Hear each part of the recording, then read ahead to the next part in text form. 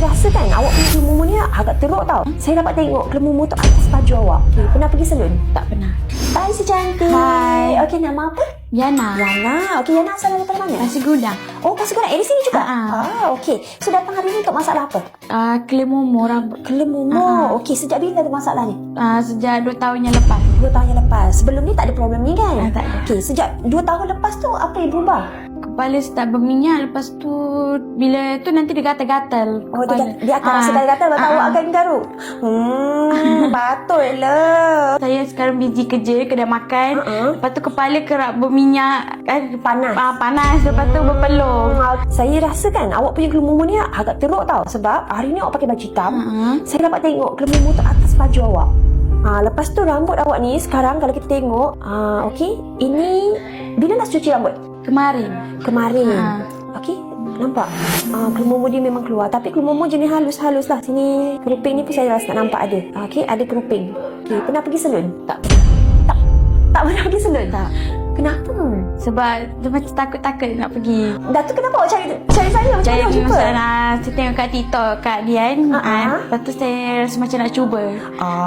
Okey. Apa yang kita akan buat hari ni? Okey, awak memang tak boleh buat apa-apa treatment, memang kena buat scalp. Okey. So scalp awak ni sekarang dalam keadaan yang kurang sihat. Okey, kelumumu pun banyak. So apa kita punya tujuan hari ni, misi utama kita adalah untuk kalau boleh nak clearkan lah sebanyak yang boleh. So kita scan dulu ya? Boleh. Okey. Okey, so lepas kita dah scan ni, macam mana ni? Aduh, ini scan kulit kepala awak tadi. Geli lah tengok. Geli kan? Geli. Nak buat macam mana? Yang ni kan, dia bukan kelumumu dah tau. Ini adalah keruping yang keras. Sebab tu awak shampoo banyak kali pun dia tak akan tanggal. Sebab dia dah keras dah dekat kulit kepala awak. So kalau awak ada masalah macam ni, jangan tunggu. Jangan takut untuk pergi salon. Datang je. So hari ni apa yang kita akan buat? Kita akan buat scalp RF treatment. So scalp RF treatment ni akan lembutkan keruping yang keras ni. And then kita akan bersihkan kelumumu yang ada.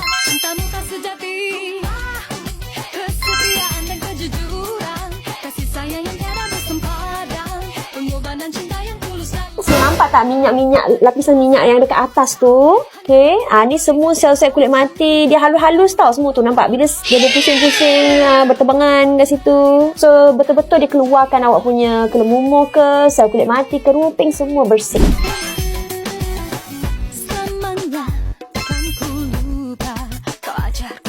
Okay, so kita dah siap buat treatment tadi. So, rasa macam mana sekarang kulit kepala?